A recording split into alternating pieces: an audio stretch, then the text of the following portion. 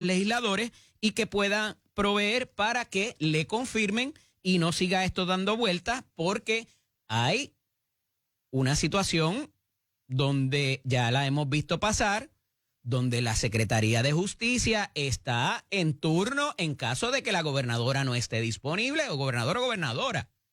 No hay una secretaria de Estado confirmada tampoco, y eso levanta sospechas a algunos, ¿verdad? O preocupación más bien, no sospecha, porque aquí no hay nada oscuro ni ninguna intención malsana, ¿verdad? Además de todo el poder o los poderes delegados o las responsabilidades delegadas tanto a la secretaria de Estado como al secretario de la Gobernación. Otra cosa que tiene al país muy pendiente y que se discutió ayer en una vista pública en la Cámara de Representantes, mire, en 2 años, 40,000 accidentes de motoras.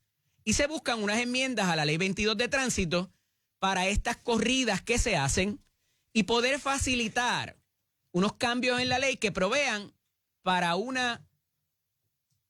penalidades mayores. Se busca enmendar la ley para subir de $500 a $5,000 la multa. Y también que provea para la confiscación de vehículos. Ajá. Buena suerte con eso. Cuando tú tienes 300 motoras en una corrida y 2, 3, 10 patrullas, ¿qué tú haces? ¿Intervienes con unos sí, con unos no? Así las motoras no tengan tablilla. Así estén wheeleando la motora. Así pase lo que pase. Muchas veces la policía lo que está limitada a hacer por la escasez de sus recursos es cuando hay un accidente, pues levantar a la gente, llevarlas al hospital. Y pagamos esos costos de sala de emergencia en el centro médico, en la unidad de trauma, usted y yo con nuestras contribuciones. Y se ha traído esta discusión, se llevaron allí a los poderes que son, a los representantes de los diferentes departamentos y oficialidades de la seguridad pública para ver cómo atajamos esto. Es un problema. Si usted se ha enfrentado a esa situación recientemente, porque ya lleva unos años, donde de momento usted va en su vía pública, va en su carril, va a la velocidad que mandata la ley, y de momento tienes toda esta situación, ¿y qué tú haces? A veces no te puedes ni echar el paseo, como yo lo he hecho, yo lo he tenido que hacer. A veces salgo de mis responsabilidades un poco tarde y ya están las motos en la Kennedy o en la carretera cercana allí al área de Santurce, y entonces he buscado echarme a la izquierda y dejar que ellos pasen porque, ¿verdad? Darle un cantazo a una persona, te expones a muchas cosas. Así que estas iniciativas se están barajeando ahí en la Casa de las Leyes, veremos por dónde rompen. Esto es Nación Z con el licenciado Eddie López.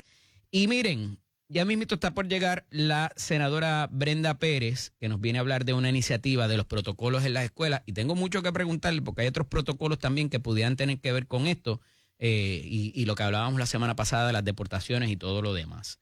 Pero el asunto de las motoras que toqué, ¿verdad?, en el segmento anterior brevemente, es muy preocupante y hay que hacer algo con esto. Y más allá de aumentar penalidades y confiscaciones y demás, el asunto de las tablillas, a qué vehículo se le provee y se le facilita tablilla o no, y en caso de que la falsifiquen o la pongan donde no es, también hay que trabajar con ese asunto. El representante José Cheito Hernández del precinto 2 de San Juan lo tiene muy claro, ha estado conversando sobre esto con los diferentes grupos y veremos próximamente un esfuerzo en esa dirección. Miren, hay una situación que detalla el periódico Metro en un reportaje de Wilma Maldonado bastante extenso. Wilma Maldonado, ay, Rigoitía, siempre refuerzo en los apellidos completos. Y tiene que ver con una directriz de la Oficina de Ética Gubernamental y su director Luis Pérez, porque antes, por lo menos hasta noviembre de este año, se facilitaba una información de los informes financieros de los servidores públicos. ¿Quiénes son esos? Los secretarios, los directores de corporación pública, los legisladores, y todo eso se publicaba en la página de internet de la Oficina de Ética Gubernamental, porque la ley exige que esos informes sean públicos. ¿Y qué hay allá adentro? ¿O qué había por lo menos hasta noviembre? Pues mire, los ingresos, los pasivos que son las deudas, los activos que pudieran ser propiedades u objetos de valor y transacciones de estos funcionarios que pudieran llevar a cabo con estos activos o con los pasivos, porque a veces uno salda las deudas y todo ese tipo de cosas. Y de momento, a ver cómo se lo explicamos al marciano que acaba de llegar, toma una directriz que el mismo director admite, que fue por iniciativa propia, de eliminar de esos informes y de esas publicaciones a un costo de $40,000 para eliminar información. Yo no sé cómo es que te cuesta dinero quitar información del sistema, pero bueno, a lo mejor había que alterar los algoritmos, yo no sé. Pero dice que a un costo de $40,000, dice el reportaje, se elimina la información de esas transacciones de la cual ha hablado en última instancia, de cuando se adquiere o se venden activos o pasivos. ¿Por qué eso ocurre? Pues no se da mucho detalle adicional acerca de esto, pero hay unas entidades, unos seres humanos, que están súper pendientes a ese tipo de actividad. ¿A qué pudiera obedecer esto? Pues mire, en primera instancia nos dice el director que la ley exige que se haga pública cierta información, pero que esos son detalles íntimos y que se está proveyendo más información de la que la ley exige o requiere que se publique. Así nos lo explica Luis Pérez. ¿Por qué en noviembre? ¿Por qué ahora? Llama la atención y preocupa a más de uno. Porque si esa información ha estado ahí por ya cierto tiempo con otros pasados directores, ¿por qué ahora hay que suprimirla? Y abre la situación a mucha especulación porque, vuelvo y repito, hay entidades que exclusivamente se dedican a esto. Y levanta preocupación, evidentemente, porque al final del día tú tienes asuntos donde traes a consideración cómo pueden haber subido o bajado periódicamente los activos de estos servidores públicos. Y a pesar de que, por ejemplo, los legisladores no están acogidos a todas las disposiciones y cláusulas de la ley de ética, tienen que periódicamente, anualmente, remitir un informe de activos y pasivos. Entiéndase, objetos o propiedades de valor y las deudas que tienen. Y en momentos donde ha habido unas convicciones, investigaciones que según las autoridades federales continúan en vigor, de no solamente legisladores, sino ahora también alcaldes, y ha pasado con secretarios, la supresión, la eliminación de esa publicación levanta preocupación. ¿Y por qué en ese renglón solamente? Entonces, ¿verdad? Y al costo que esto tiene también, pues levanta algo de sospecha. Y nuevamente se habla de la contratación gubernamental y de los costos que tienen que proveedores rindan servicios al gobierno y todo lo que tiene que ver con esto adicionalmente. Entonces, pues, ¿cómo pudiera esto explicarse de alguna manera mucho más efectiva? Si es que ha habido algún abuso en cuanto a el acceso a esa información o utilizarla para ¿verdad? Hechos que no necesariamente sean los más apropiados. ¿Alguien se ha quejado de esto? No sé, muchas preguntas. Vamos a eliminar la que nos preocupa, vamos. Pero hay muchas preguntas de por qué se suprime esta información. Me parece que excelentemente traída la preocupación por el periódico Metro en su publicación en el día de hoy para propósito de esos informes que son importantes. De nuevo, ahí están los ingresos, ahí está la cantidad de activos y de pasivos. Lo que levanta sospecha quizá es el hecho de cuando hay transacciones que inciden y cambian la realidad de esas propiedades, objetos de valor o inclusive saldo de deuda. ¿Quién puede saldar una deuda? Porque aquí se permite el pago de deuda por tercero, cosa que a veces en muchas instancias no quedan claras, ¿verdad? Y lo estoy trayendo como ejemplo, no estoy diciendo que pase, ni que se está investigando a los efectos de que eso esté ocurriendo. Pero en un momento donde hay tanta desconfianza pública en cómo un servidor público viene a servirse a la posición, y no estoy adjudicando que sea así, pero casos se han visto. El suprimir esta información es un golpe autoinfligido hasta para la propia oficina de ética, director. Y usted conoce muy bien estos asuntos y estoy seguro que también debía saber que esto en su momento se habría de publicar y que iba a causar unos cuestionamientos válidos para propósitos del acceso a la información. Entonces, por ahí va la cosa. ¿Cómo pudiera esto de alguna manera resolverse para aplacar estas preocupaciones?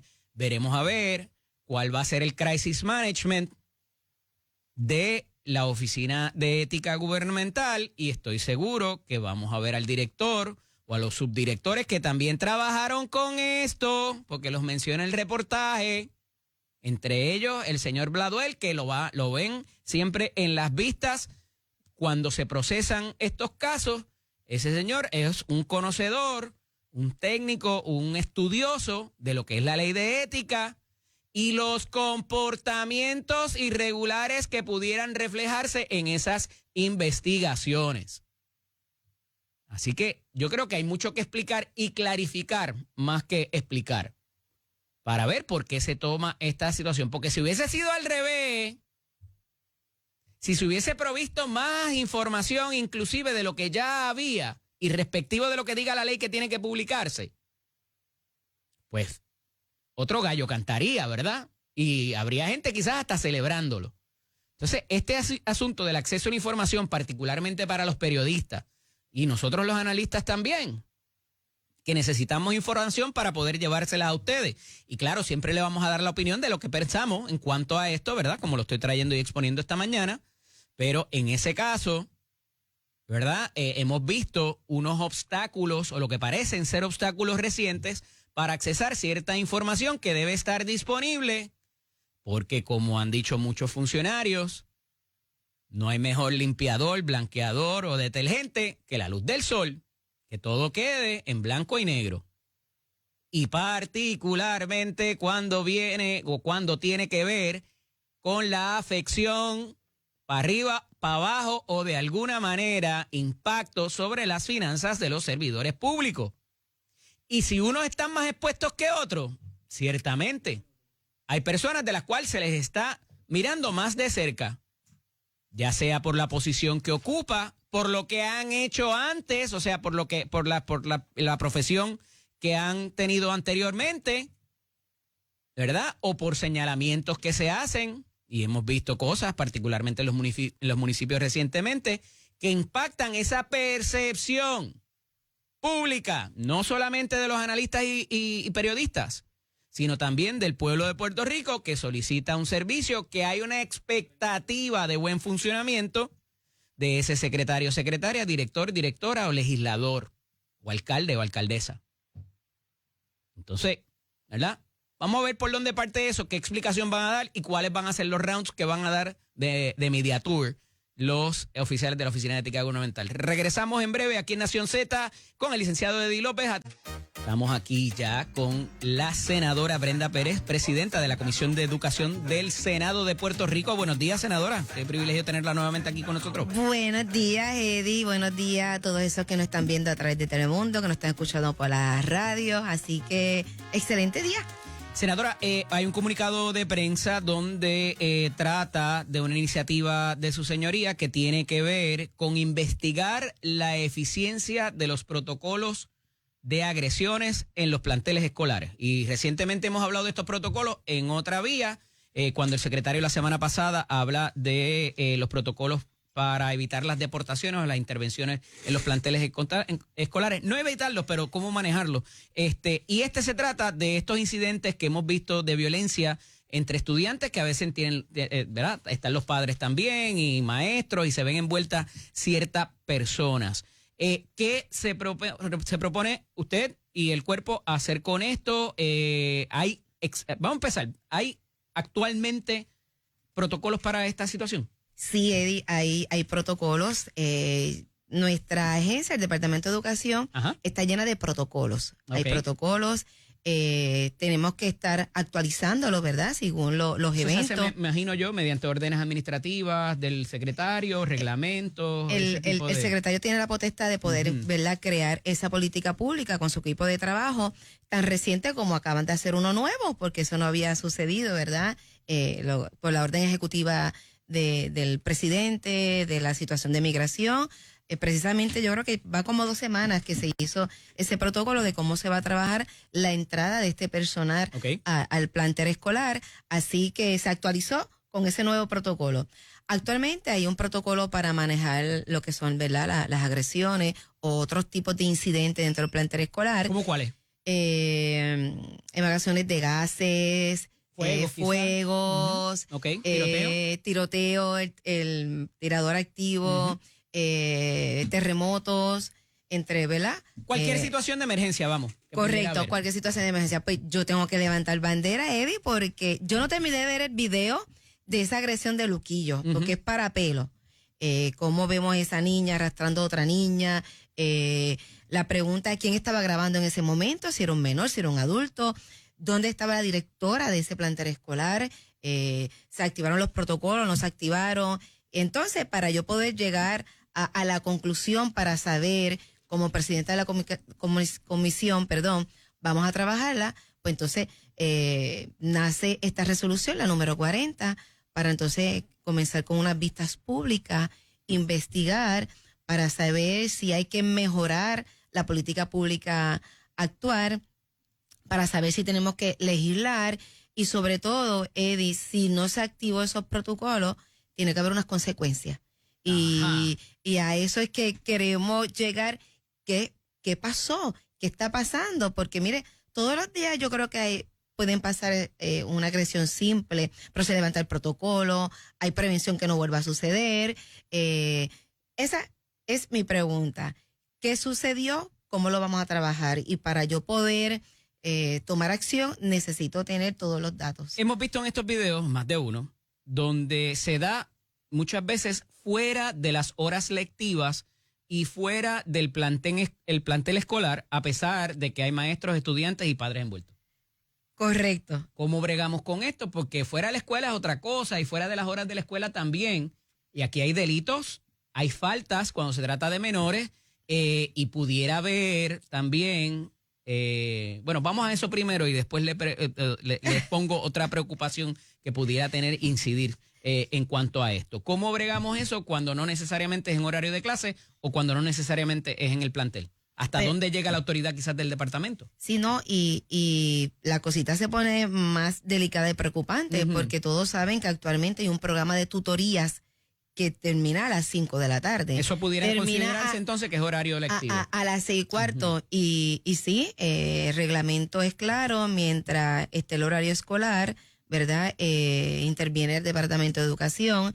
Y no solamente el Departamento de Educación, porque todo el mundo sabe que una agresión, y usted que es abogado sabe, ¿verdad? Que entonces ahí entramos con las leyes estatales, y no solamente la ley estatal, está la ley también de maltrato de menores.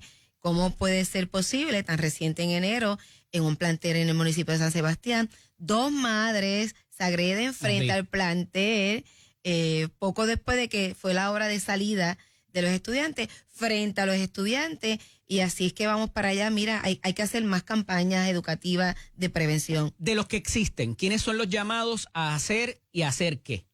Pues mira, de lo que he investigado hasta ahora. El protocolo actual del Departamento de Educación, el primero que interviene es el guardia escolar. Ok. Esto ha cambiado. Antes, el guardia escolar era de la agencia del Departamento de Educación. Ok.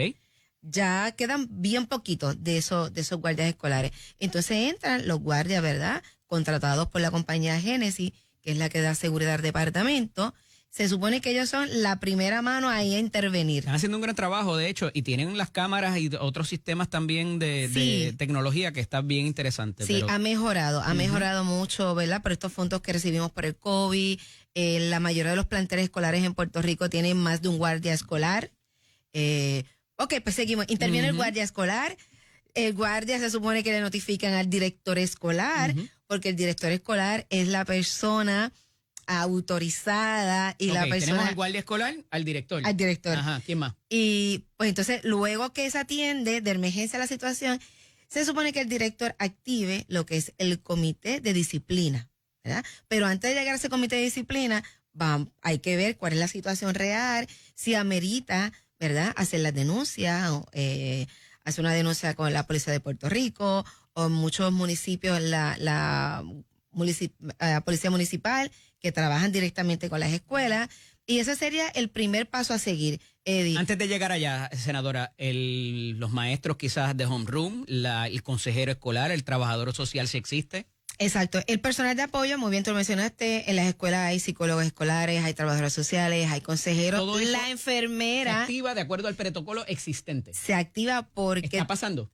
¿Está ocurriendo? Pues eso es lo que queremos investigar. Okay. Porque si está la política pública, está el personal nombrado en las escuelas, están los guardias escolares, está el director presente en el plantel escolar, se supone que eso no suceda como acabamos de ver tan reciente en Luquillo. Porque esto probablemente, pensaría yo, comienza con otras situaciones que sí se dan en el salón de clase o algún tipo de altercado verbal que desemboca en entonces la conducta violenta que estamos viendo.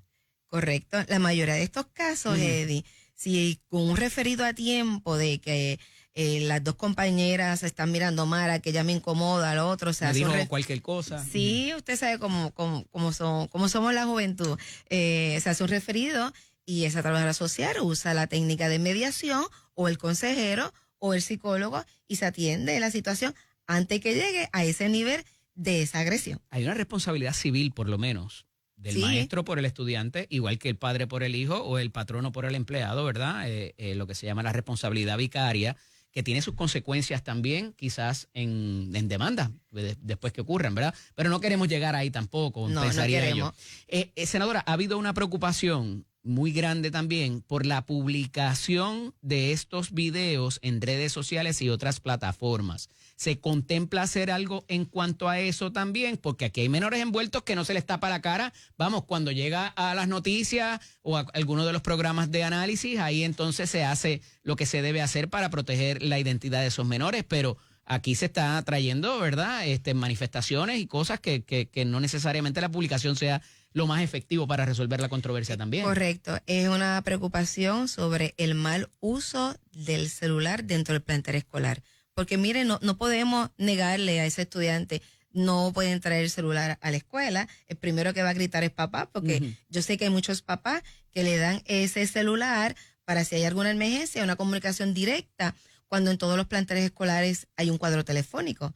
Yo no sé si para tu época, Eddie, pero para la mía yo no tenía celular. No, tampoco. Y si yo me sentía mal, pues yo tenía que informarle a la maestra, no me siento bien. La maestra muchas veces podía enviarme con otro compañerito, pues vete a la oficina, infórmalo para que entonces llamen a tus padres y venga el plantel escolar. Yo tengo mis escolar. dudas. Yo sé que si ocurre afuera y obviamente en la vía pública, en la acera, en la calle, pues no hay una expectativa de intimidad.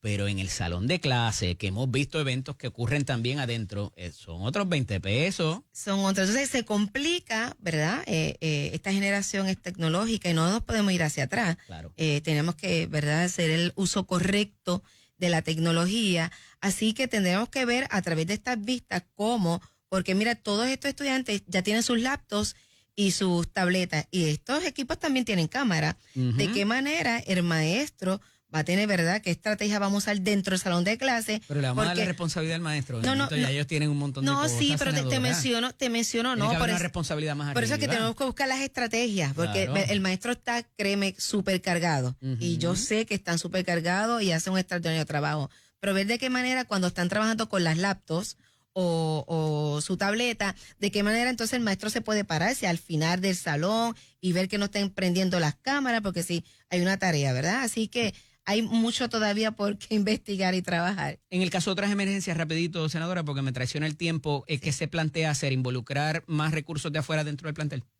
Pues por eso es que estamos en las vistas para saber si es necesario, porque en la actualidad todas las escuelas tienen el equipo. tienen un equipo interdisciplinario, tienen guardias escolares, y aquí con estas vistas quiero llevar para saber si este personal ha sido Gracias por estar adiestrado. con nosotros, senadora. Me traiciona el tiempo, lamentablemente. Agradecido que estuviera con nosotros en la mañana de hoy. Esto es Nación Z con el licenciado Eddie López. Aquí a mi lado, un buen amigo, una persona conocedora, súper conocedora de todos los asuntos que aquejan al país y en particular la situación financiera. Expresidente de la Comisión de Hacienda, el exrepresentante Jesús Santa y Rodríguez. Buenos días, bienvenido. Buenos días a ti, buenos días a todo el público que nos escucha y que nos ve.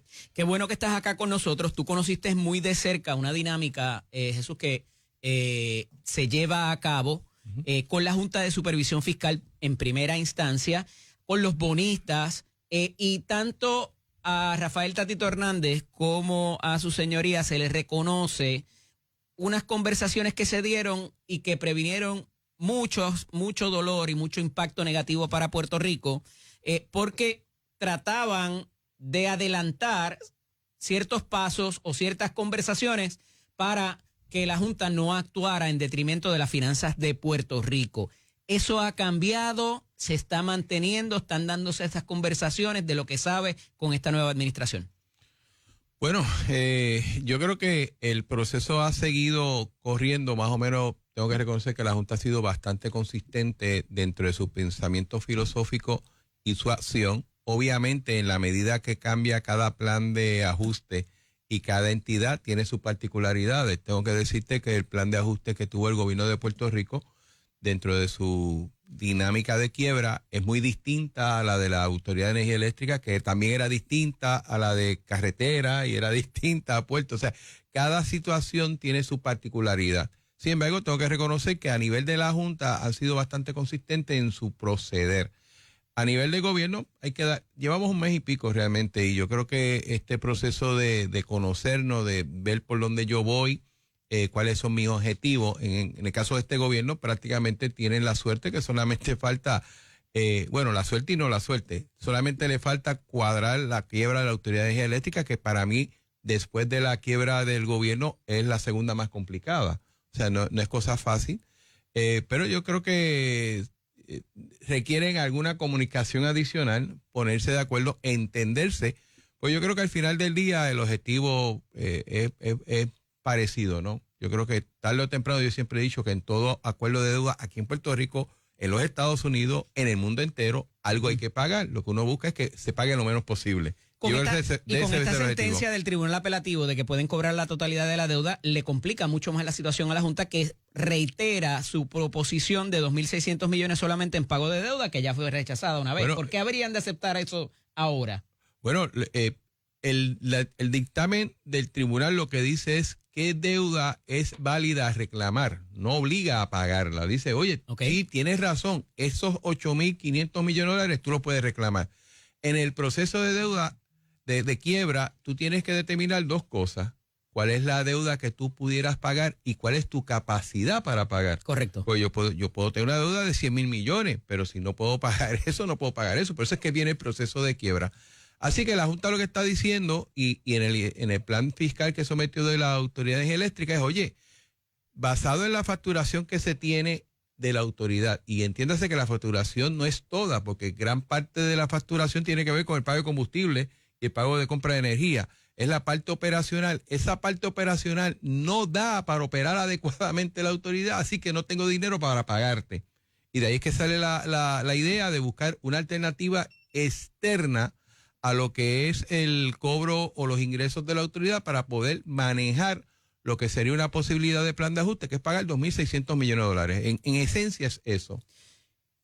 A esos efectos, el titular hoy y un poco de ayer también, es que a la gobernadora se le había hecho una emboscada, que había una sorpresa y que habían actuado no de manera impropia, pero poco profesional, fue el término que se utilizó, al no compartir el plan de ajuste revisado que lo había ordenado el tribunal la semana pasada en la juez Taylor Swain.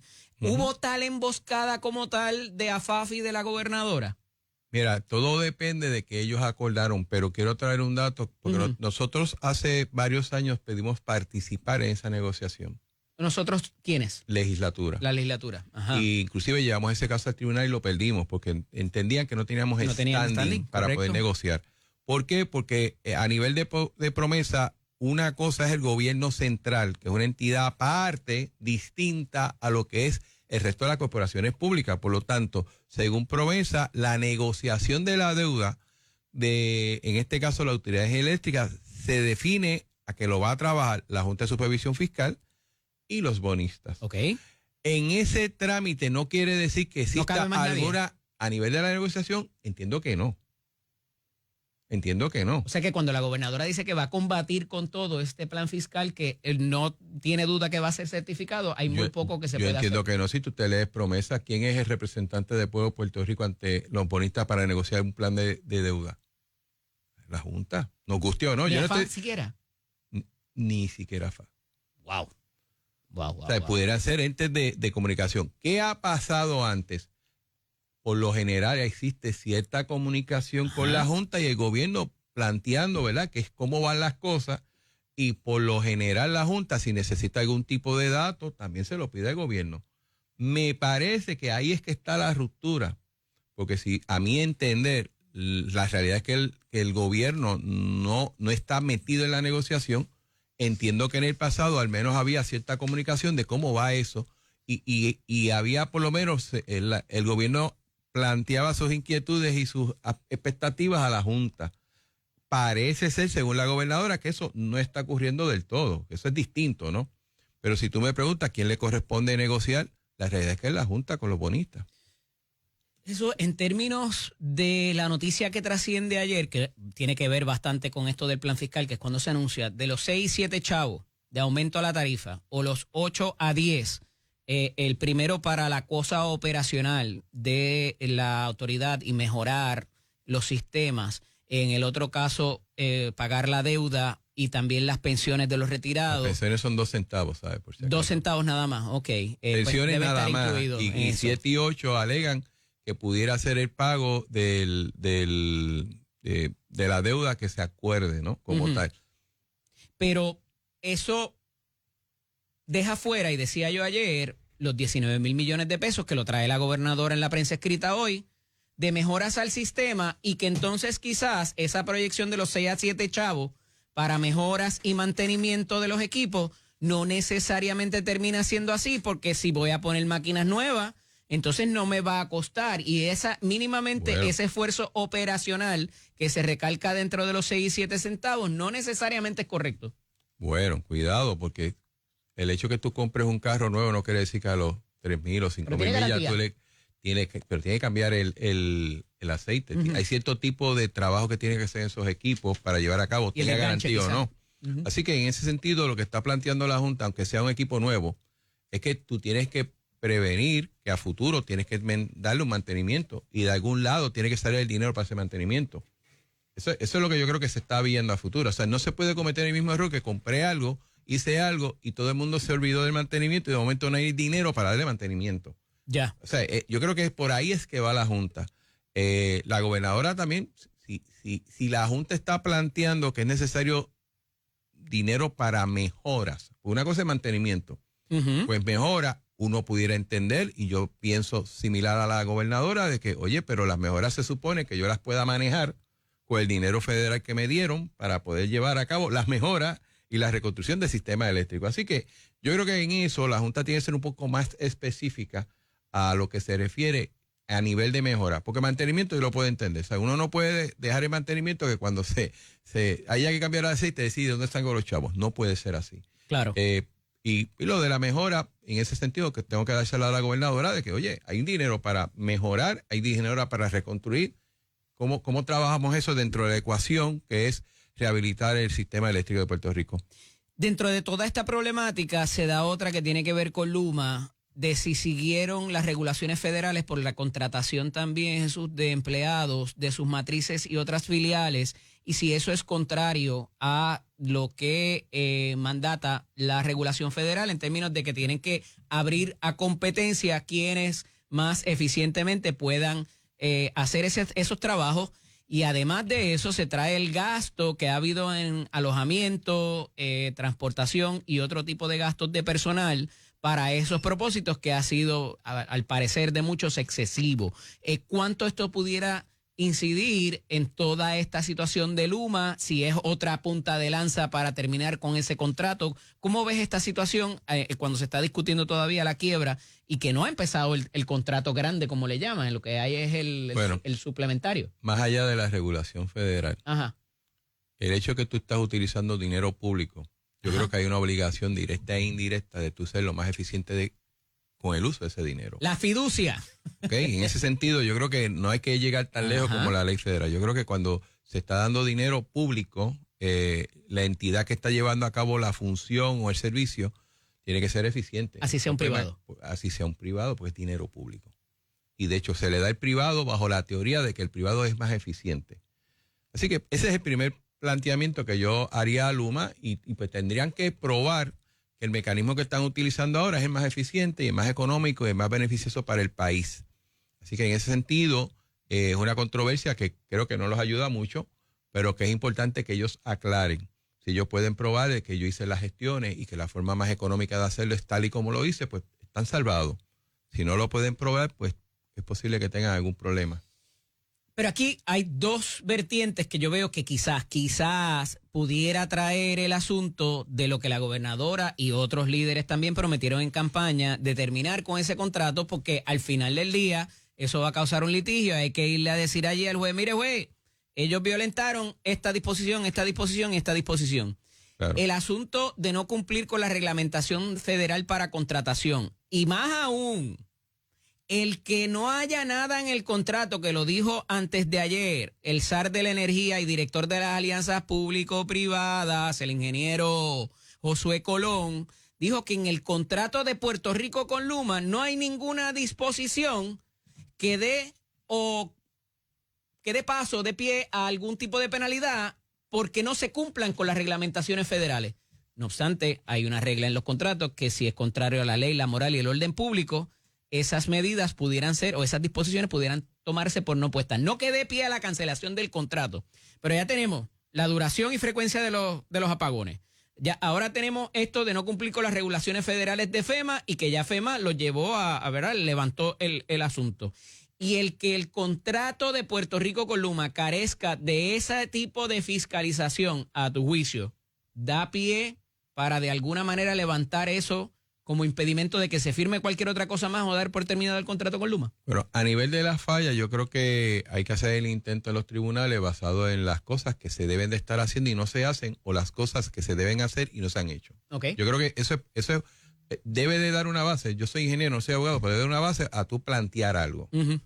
Pero siempre he dicho, y llevo ya más de 2 años, que el problema que se tiene con esta dinámica de Luma, más que Luma, es el contrato.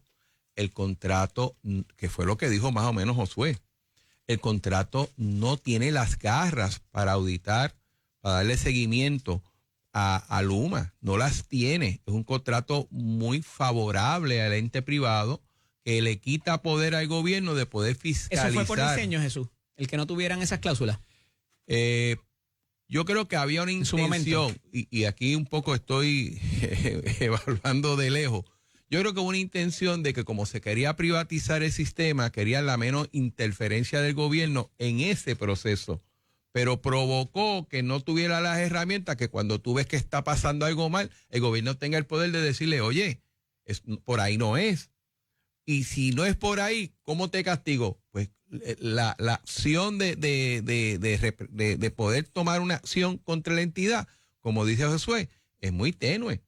O sea, no quiero justificar eso, yo creo que está mal, porque al final del día no importa la razón por la cual se privatizó y la intención en ese momento de sacar al gobierno de la operación. ¿Hay violaciones materiales a ese contrato suficientes para dar con su cancelación como prometió la gobernadora?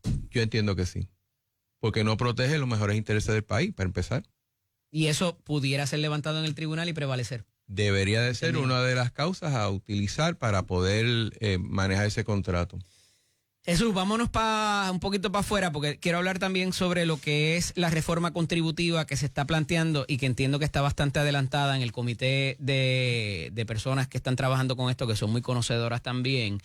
Pero el efecto de estas amenazas, porque algunas se han materializado a media, de imponer aranceles a los productos que vienen de fuera. En el caso de Puerto Rico casi todo viene de fuera. ¿Cómo eso nos pudiera afectar inclusive en las finanzas públicas para propósitos del recaudo de IBU, para el impuesto al inventario y para otras imposiciones que pudieran mermar quizás las finanzas? Te pregunto, no sé. Bueno, si estamos hablando de los aranceles, Ajá. especialmente en los metales, que por lo tradicional es acero, aluminio y otras cositas más, a nivel de la construcción es devastador. Aquí en Puerto Rico producimos cemento, la arena y la piedra. Literalmente el resto de cosas, de alguna u otra manera, viene de afuera. Así que un incremento de un 25-29% en ese precio, obviamente va a encarecer más el proceso de construcción y los proyectos aquí en Puerto Rico. ¿Y la escasez de material? Porque no van a traer tanto quizás. Yo creo que no tanto es que te van a aguantar proyectos. Y no solamente del ente privado, para decir esto es muy caro, yo voy a aguantar esa expansión. Las licitaciones que ya hay, los RFPs, todo eso. Y voy más lejos. Aquí hay una problemática de la ejecución del dinero federal que se dio para la reconstrucción. Parte de la problemática, entre muchas cosas, una es que lo que se asignó hace 5 o 6 años, cuando tú tiras una subasta, está por debajo del costo real del proyecto. Sí, ya eso está pasando. Sí, por el hecho de inflación y incremento del salario de los empleados de la construcción. O sea, esos son los dos factores principales.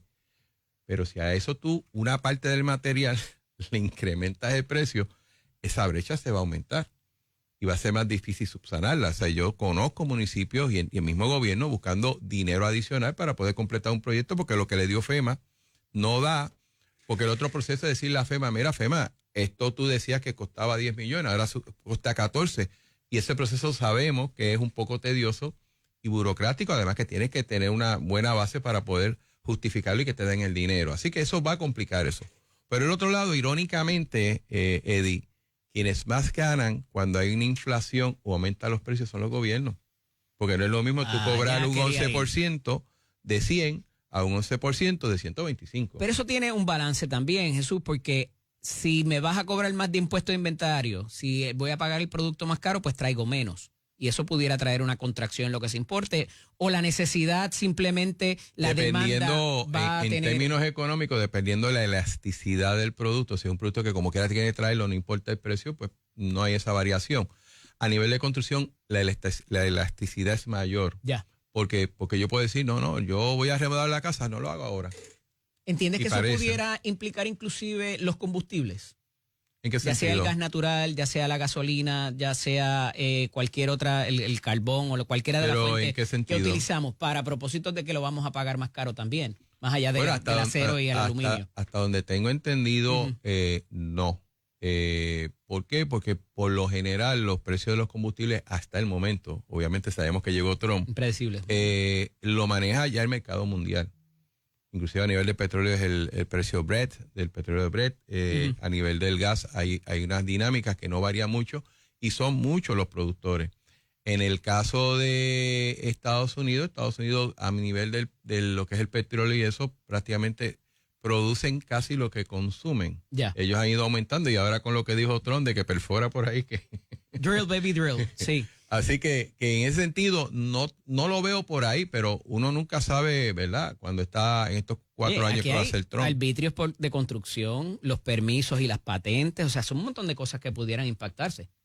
Bueno, aquí vuelvo otra vez, a nivel de construcción, si el incremento de los aranceles provoca que una construcción se vaya de proporción del costo, yo estoy seguro que a nivel privado tú lo vuelves a evaluar y si no es viable y lo paras. Y es un ingreso que va a recibir menos el municipio, porque los municipios cumplan los arbitrios de construcción.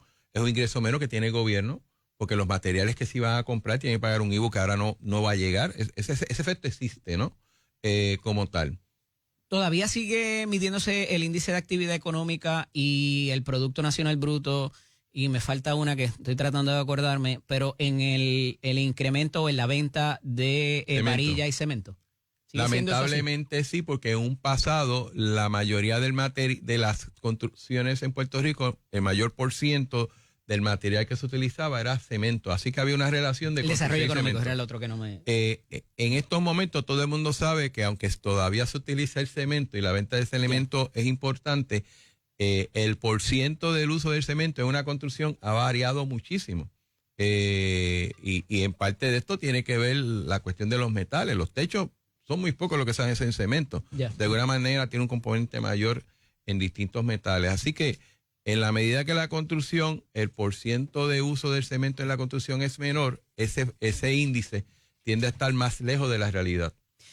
La inflación he visto que los mercados en estos días no se han movido, se han ido a la baja, o sea que la expectativa de Trump de este tipo de cosas, de que los mercados repuntaran, no necesariamente ha pasado. ¿Esto provocaría que quizás la inflación continúe en ascenso? ¿Cómo lo ves? El precio, el encarecimiento de los productos de comida, por ejemplo.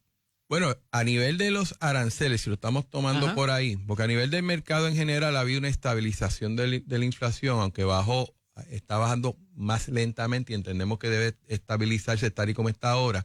Pero a nivel del efecto de los aranceles, me parece a mí que va a ser un efecto temporero, va a haber un incremento en precios como tal y eventualmente el mercado buscará ajustarse. O sea, ya sea que, porque no es que va a seguir subiendo, en un momento dado se va a estabilizar y recuerda que la inflación es una tendencia de incremento de precios y quizás buscando alguna alternativa pudiera un poco bajar ese precio, pero a corto plazo va a subir, eso estamos claros. Y como se dijo en otra entrevista, o sea, tengan cuidado nuestros consumidores, la varilla no puede subir mañana.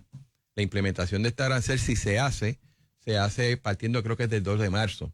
Así que cuidado, esto no es que vaya hoy y... Hay un factor que lo traje ayer, el del acaparamiento. Inclusive, de gente que empieza a comprar esos productos que luego se van a encarecer para aprovecharse de eso y eso pudiera ocurrir.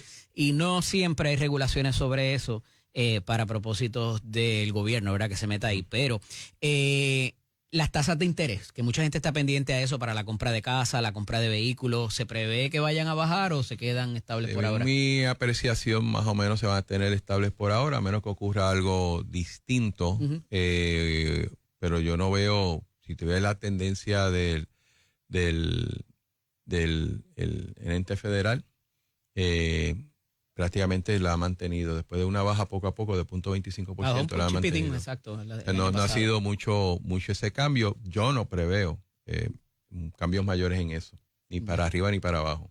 Mira, en cuanto a las ayudas de Puerto Rico, las ayudas que Puerto Rico recibe, se ha paralizado, congelado, ha habido unos choques de ramas de gobierno también. Para propósitos de las cortes y los congresistas todavía están como que muy calladitos, ¿verdad? Y esto se obedece a otras amenazas. Creo que le están pasando por encima y no se dan cuenta. De acuerdo, pero es que lo que pasa es que él les ha dicho a sus propios congresistas de su partido republicano que tiene un cofre de 150 millones para auspiciar primarias a los que se le opongan. Entonces, ante esa situación... Pero yo creo que uno como cuerpo tiene que defender los poderes que tiene el Poder Legislativo. Y uno de esos poderes es la apropiación y reapropiación y relocalización de dineros que parece estarse haciendo mediante disposiciones ejecutivas. Que a mí me parece que es un disparate.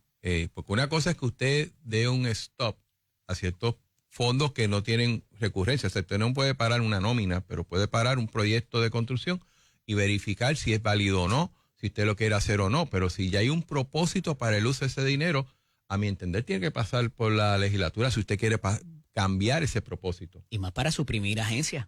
Claro. Como se quiere hacer o cambiarlas, ¿verdad? De golpe y porrazo. Ya para concluir, la cuestión de la reforma contributiva. De lo que tengo entendido, hay un comité que se está reuniendo, me parece que son 2 veces por semana. Está siendo bastante meticuloso. ¿Ya se menciona el impuesto al inventario? Yo creo que esta medida va a bajar primero, creo yo. Pero a nivel de lo de la reforma contributiva, yo la veo quizás ya para la próxima sesión un poco más elaborada. Esto no es cosa fácil, no solamente tú tienes que determinarlo, los cambios en el Código de Rentas Internas, sino también sentarte con la Junta y negociar. Me preocupa que estén sueltas también por la codificación que se logró con la Ley 60. Pero gracias por estar con nosotros en la mañana de hoy. Te sigo invitando para hablar de todos estos temas que parecen técnicos, pero son súper importantes y le impactan su vida diaria a usted que se levanta a trabajar y que nos escucha ahora mismo. Cuando regresemos, tenemos una sorpresa para ustedes. Ley y orden es lo que hay aquí en Nación Z con el licenciado Eddie López. Puntito de hacer comunicación con nada más y nada menos que Samuel Dorta, el nuevo director en jefe interino de el servicio o el negociado de investigaciones federales, el FBI, para Puerto Rico e Islas Vírgenes. Y hay una entrevista en prensa escrita en la mañana de hoy que un poco resumí ahorita a los efectos de cuáles van a ser sus prioridades y hablaremos con él a estos efectos porque lleva mucho tiempo en el servicio también del FBI. Es un agente muy experimentado, ha participado en investigaciones criminales muy particulares que tienen que ver con crimen organizado, narcotráfico, armas ilegales y todo lo demás, pero ya mismo nos los va a decir el propio Samuel Dorta para poder ver qué trae en esa mochila, como siempre les digo, y qué podemos esperar de lo que va a ser el rol del negociado federal de investigaciones ahora que Joseph González pasa a ocupar la posición como comisionado de la policía y como lo han estrenado. Oiga, 2 menores ya muertos, 8 y 13 años. Hay un poco más de información de la situación allá en Río Grande, donde hay bastantes muertos, una cantidad, un tramo largo donde hubo ese tiroteo de carro a carro, personas heridas y la investigación está en pleno desarrollo para propósitos de saber exactamente qué era lo que había ahí, qué fue lo que ocasionó la situación. Ayer hubo varias noticias que no tuve oportunidad de discutir con ustedes y que me parece importante porque todavía continuamos viendo lo que es ¿verdad? Lo que pudiera afectar o pudiera hacer una situación que sea hasta en cierta medida insostenible. Y trasciende una información acerca del alcalde de Nueva York, a donde, ¿verdad? Muchos puertorriqueños se mueven a diario, todas las semanas, todos los meses, todos los años. Y es que el alcalde, como recordarán, tenía unos problemitas ahí donde se le habían hecho alegados acercamientos y fue acusado por estos acercamientos de extranjeros foráneos. O sea, quiere decir que no eran gente de Estados Unidos. Y se le habían hecho unos ofrecimientos, unos regalos y hasta unos descuentos. Y esa investigación estaba bastante adelantada. Y era una investigación federal. ¿Y qué pasó? El alcalde, dentro de todo este movimiento investigativo, ya acusado por corrupción y soborno, va a la reelección este noviembre de 2025. Sí, porque allá las elecciones funcionan distintas, ¿verdad? En las diferentes posiciones. Y allá hay concejales y hay otro tipo de figura en el gobierno estatal, municipal, de los condados. Y, ¿verdad? Hay unas estructuras distintas a las de Puerto Rico. Y pues su razón de ser tienen. Allá hay jurisdicciones donde hasta los jueces se eligen, los sheriffs se eligen, y otras personas que también participan en la vida pública, la gente de los consejos escolares, ¿verdad? Como los directores regionales también van a elección. Y eso tiene su razón de ser en esas jurisdicciones. Pero trascendido esto, esa elección próxima a celebrarse en noviembre, sale Donald Trump y Casa Blanca la semana pasada y dice, no, espérate. Este que creó la ciudad santuario de Nueva York y que se le creó un problema brutal con un montón de inmigrantes allí cometiendo actividad criminal, no solamente en Manhattan, ya se estaban moviendo al Bronx y ya se estaban moviendo a Brooklyn y a otros puntos del estado a delinquir y a vivir en la calle, a hacer sus necesidades y todo lo que esto además implica. Ahora él vio la luz y bajó su sabiduría y ahora es el principal defensor de las deportaciones y está ayudando a mi política pública. Imagínate cómo lo vamos a distraer de ese tipo de enfoque y de gestión cuando él es el niño símbolo de mis políticas de deportación. No me lo toques. Fiscal, acábate con eso. Te lo voy a desestimar, pero puedo volvértelo a traer, así que cuidado. Y es como que, mano, en serio. Y le desestiman las instrucciones a los fiscales del Departamento de Justicia Federal. El presidente le da una orden de que desestimen las acusaciones por corrupción y soborno de el alcalde Adams de la ciudad de Nueva York. ¿Qué ustedes creen que pasaría aquí si eso llegase a ocurrir en la esfera federal o en la esfera estatal? Ustedes saben el bochinche que se formaría, la de situaciones que habría que la gobernadora o el gobernador de turno le dé una instrucción al fiscal que le desestime los cargos a alguien porque está muy distraído llevando a cabo la política pública de la administración o de ese gobierno. Cosas veredes, amigos. Y otro asunto que tiene que ver con esto, y un poco lo toqué con el ex representante Santa Rodríguez, es que las políticas de Donald Trump, en términos de la encomienda que le dio a Elon Musk, y todo esto tiene que ver con Puerto Rico, no me estoy yendo lejos, no estoy hablando de cosas que están pasando por allá, porque pudiera tener incidencia en tanto la Fiscalía de Puerto Rico como las agencias de ley y orden a nivel federal que existen.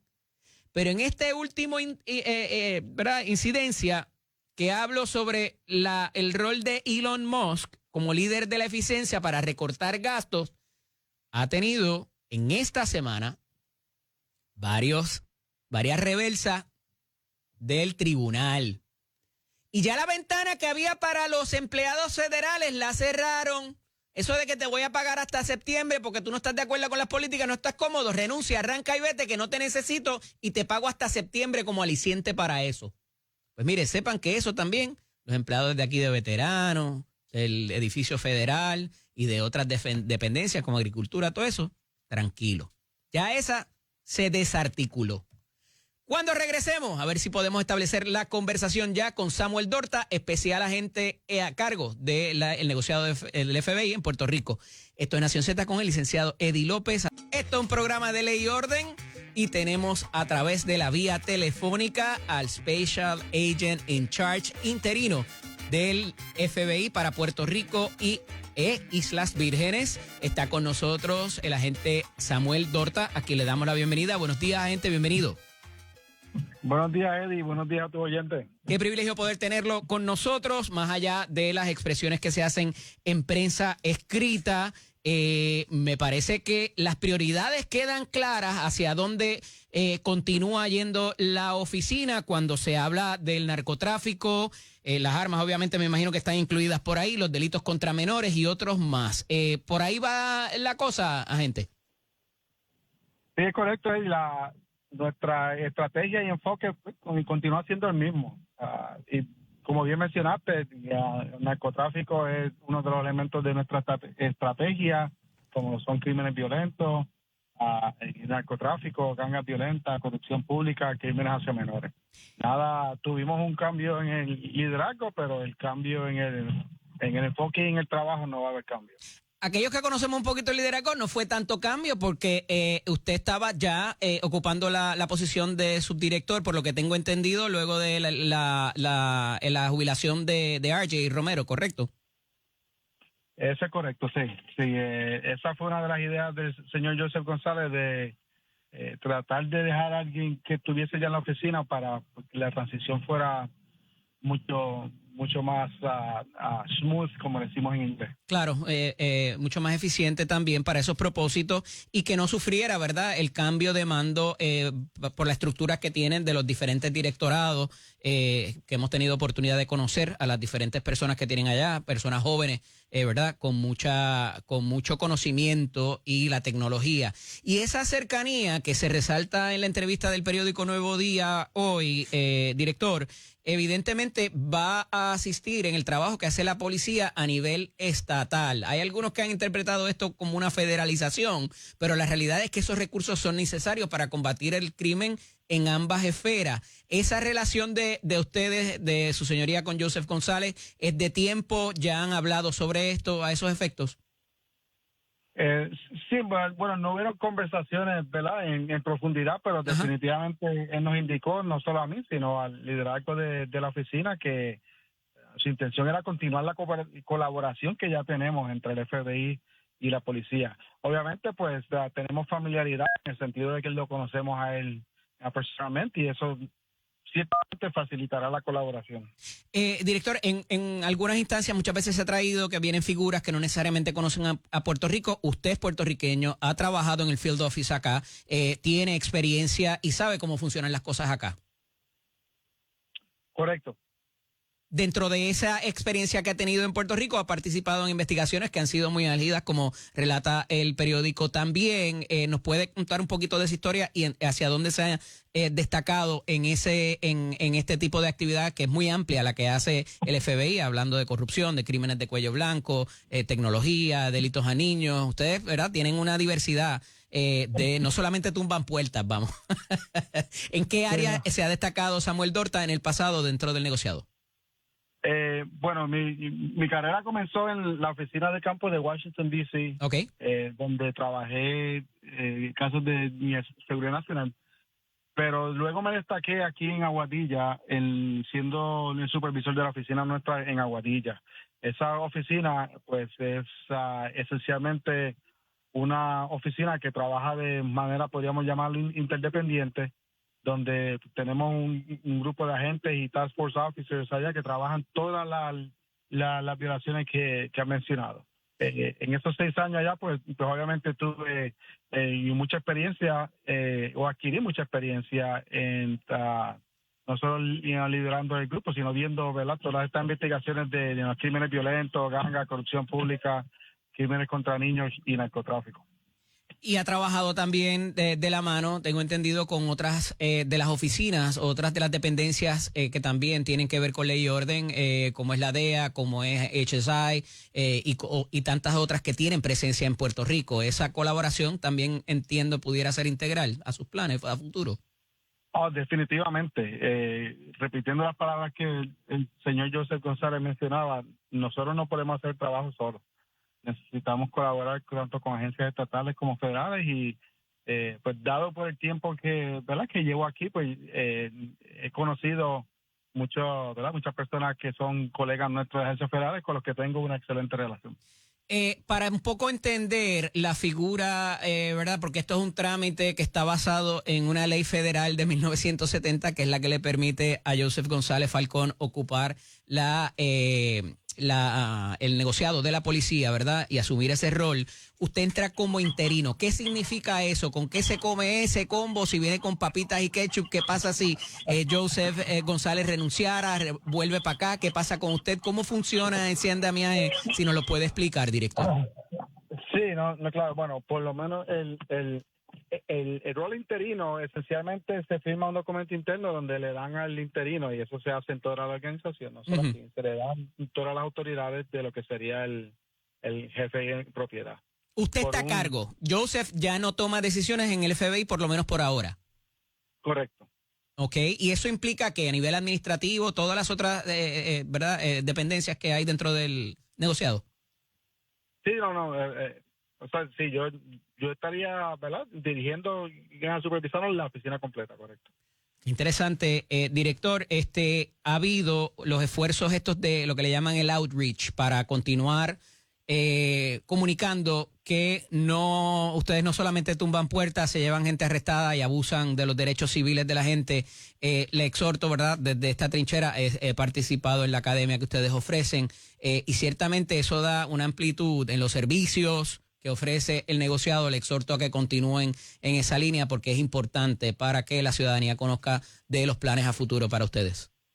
Oh, definitivamente, y gracias por participar en nuestra academia. Seguro que sí, agradecido de que pudiera estar con nosotros estos minutos. Sabemos que es tan complicado el panorama en estos días y la posición es difícil, así que súper agradecido de estos minutos y de su tiempo y disponibilidad, director.